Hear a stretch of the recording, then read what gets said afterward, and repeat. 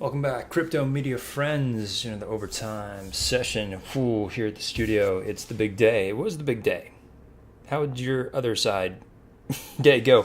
Really tough for a lot of people. I think everyone was really anticipating this drop, and those who had KYC were really sitting pretty. I tell you, feeling really good about trying to maybe even make some deals and negotiate their way into micro loans and what have flash loans and what have you. There were so many opportunities.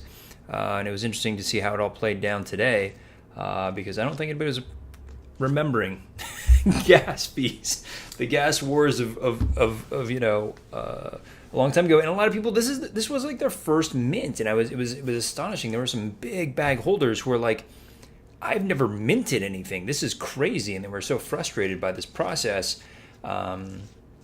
Welcome to Crypto Media Friends, and where we talk about these things in the metaverse, and today we're going to talk about luxury and Gucci and Dolce and Gabbana.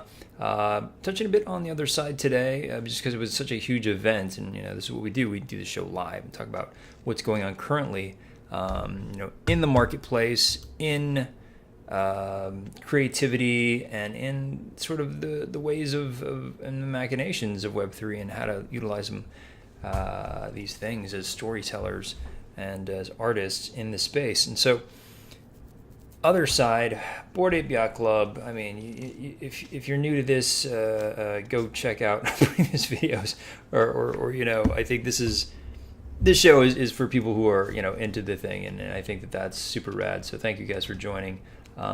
Please subscribe, hit the bell notification. I did this live because I want to make sure that the information is fresh, and it's always constantly evolving. And so help me get to 500. If I get to 500 and you guys help me, I will give away an NFT, which is a cool one, actually, by the way. It's got a lot of awesome utility coming up, and an app. So the other deed for the other side, so much, this little coda here that's in the center, so much controversy and sort of theories about what's going on here, but I think at the end of the day, guys, you have to look at what it is that they're trying to build. And I don't want to point this to hate beast, but you look at cool video, anticipation in the marketplace, really hot mint, way different team, obviously. But I think there's a trend of force here that suggests to me a not understanding of what in the heck they're doing. So that they're basically raising money to make a metaverse. Now, who has been in the metaverse lately? First mover, obviously, Decentraland. Second mover, Sandbox. You can kind of squeeze in Somnium, but how long have they been making these things? This has been several years, and so it's been a long time making these metaverses. And it's not to say that this massive amount of money isn't going to help them establish a metaverse, and maybe with some best practices. There's certainly some great ones, and somebody mentioned in the comments sort of the Cosmos version, I think, of Bored Apes, and this is kind of no overreach and overstatement, is Strange Clan. They're doing a really fantastic job of developing functionality within the growth. So they're learning a lot from what's come before, and I think, as all good projects will do, and trying to incorporate them into the newest and latest and greatest. And so, yeah, they're going to try and do that. Yeah, it's going to take time. And so, this space is not very patient, and that's why I'm very cautious about Other Deed and Other Side. And sure, it's going to be great and really fantastic. They're really the movers and shakers right now in this space, Yuga Labs. But now they have to build a metaverse, and somebody as sophisticated as Gala Games, it's taken them 2 years just to really get to something that I don't even know if that thing is in beta. But you have some really sophisticated gaming teams currently in existence getting to a space where it's going to kind of work. I mean, we've talked about quite a few of them that have been in long gestation, like early alpha, that I've been trying to get you guys to have eyes on. but it takes so long.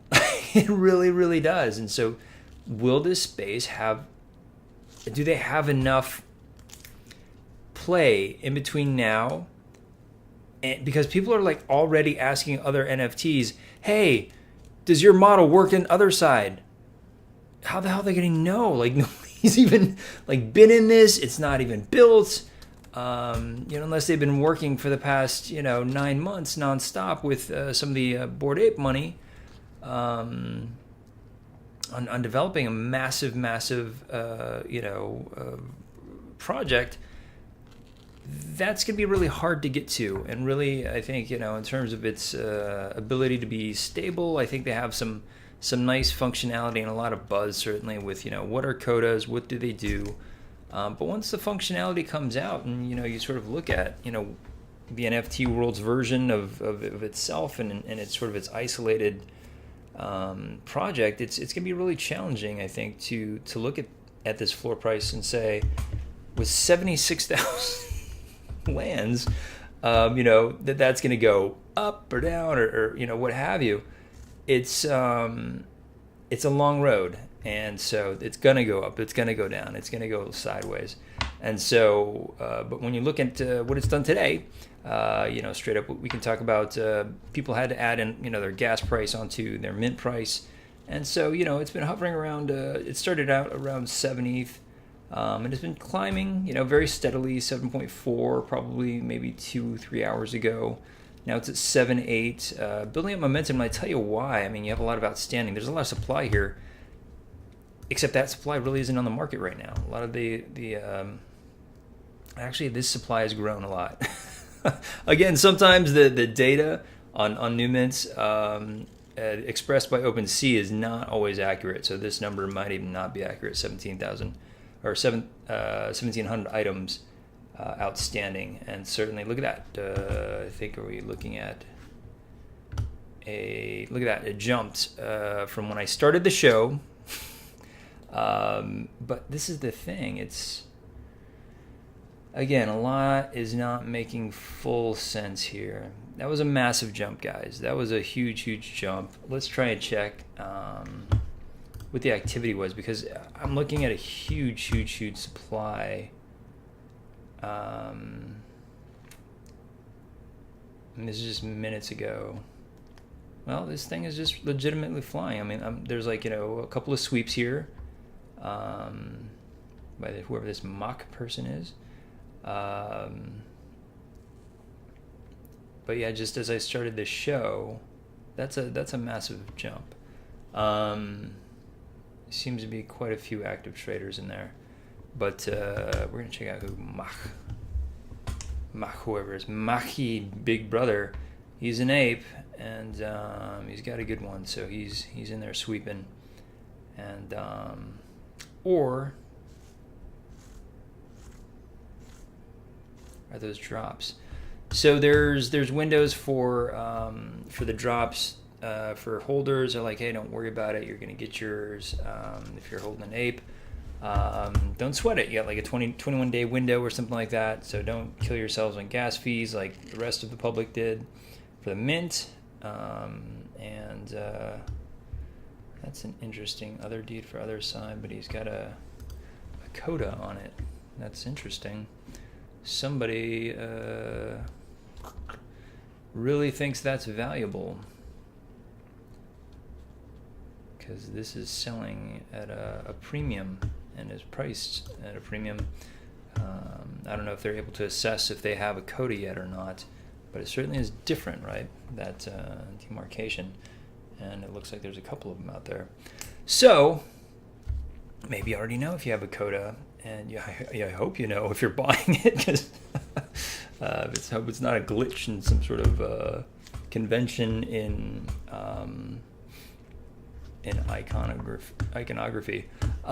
So the token is really it tanked because the use case is gone now. You don't need it anymore to there's no demand without the land, and so they'll come up with another use case for it. I think that's the huge hope, but dropping nearly 30% right away and taking the rest of the market down with it. I mean, it sucked a lot of the air out of the market in all aspects. And NFTs, all the mid-price NFTs were really hammered. I think a lot of people were like, so a lot of people check their floor price and they're like, oh, why is it down? Like 20%. It sucked everybody down like 20, 25, 30%. I think you really want, your thing to keep growing, but this is a case where a lot of people were selling to get in on the opportunity to have liquidity, whether they were KYC'd or working to make deals or working to get in on this secondary sale.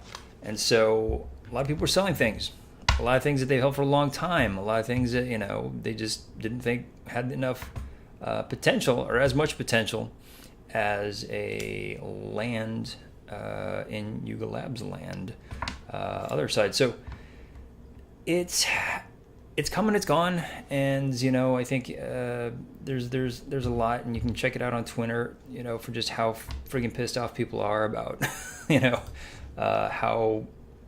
how much gas was consumed, $100 million.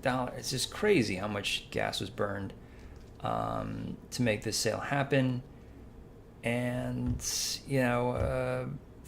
but what can you say? It's just a monster. Somebody mentioned it. It's like this behemoth. This like I don't want to equate it to Walmart, but it's just like we don't care. We're just gonna build this thing, and people are gonna fight to get there. And so I think they tried to think of by limiting. I think if you look at Elio Trade's video, it was funny. Like I took a look at it, and I was just like. He was like a couple days behind. This is why I do this live. Please subscribe to the bell notification, because his video, I would have been like, if I was going into mint, I'd be like, oh, I have no chance in hell. But it was so interesting because his video was done I must have been days before, because they announced that they were going to allow people to have maybe two per transaction. You can see the videos of the farms in countries all over the world.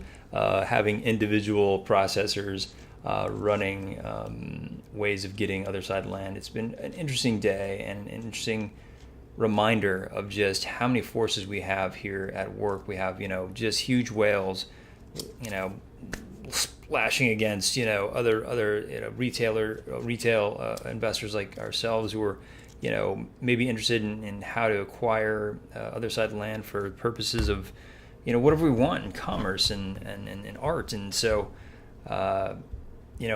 with VC money, with, and with just grassroots hackers, just people who want to game the system and, can figure those ways out pretty quickly. And I think at scale, that was the interesting part about today, was you can see that at work, at scale, people working together, those discords finally paying off, all those hours of sitting on discords, with strangers all over the world, working together as a team. So in some way, it brought a lot of people together. And so, just got to keep an eye on the other side as it goes. But, those purposes of being in the metaverse, what do you do with it? And I think that there's a lot of different approaches, from the luxury retail sector. And certainly Gucci has just purchased land in the Sandbox, and so there's sort of Gucci Grail, which is just north of Snoop Dogg, which is just north of my land, is being built out for the purpose of having a marketplace within the metaverse. And you have Dolce & Gabbana coming back. So Dolce & Gabbana is sort of the champion in terms of like highest sales per NFT, because they kind of, they did the physical aspect to it. And I think I don't want to say phygital here because it's a broad term, but adding a physical component, to an NFT, sometimes it's called phygital, but I feel like it should be connected in some way.